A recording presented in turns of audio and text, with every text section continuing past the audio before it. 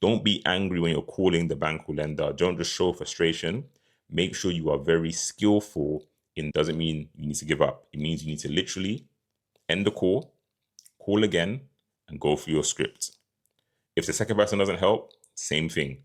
End the call again, and go through the script. Make sure you speak to someone different every single time, and ensure that you are using the script and perfecting the script. If you want to make sure that your script is super perfect, I would highly recommend using AI, but use AI correctly. Don't use it loosely.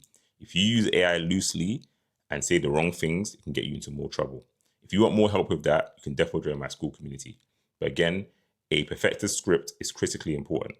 So then you use that to call the bank or lender potentially multiple times. So having the persistence, being patient is super key.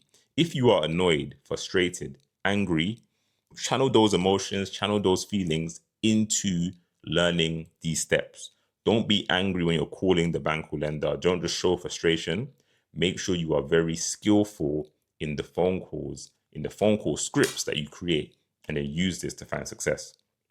If you've called multiple times and nothing is working, nothing's going through, you can then look at sending the same bank or lender an email and having within your email those 5 key ingredients. That's so important.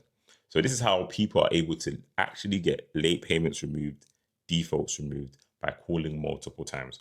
Of course, if you've got a CCJ, it is more serious.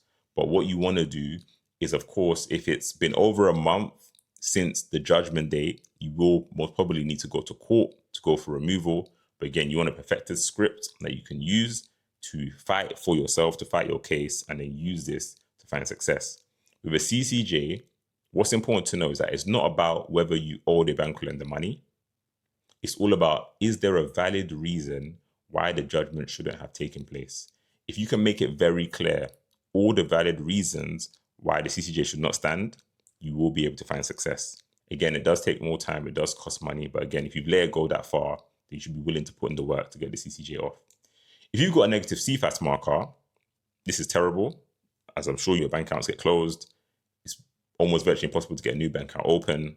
CIFAS markers are the worst. With a CIFAS marker, as long as you didn't commit fraud, again, you want a perfect script.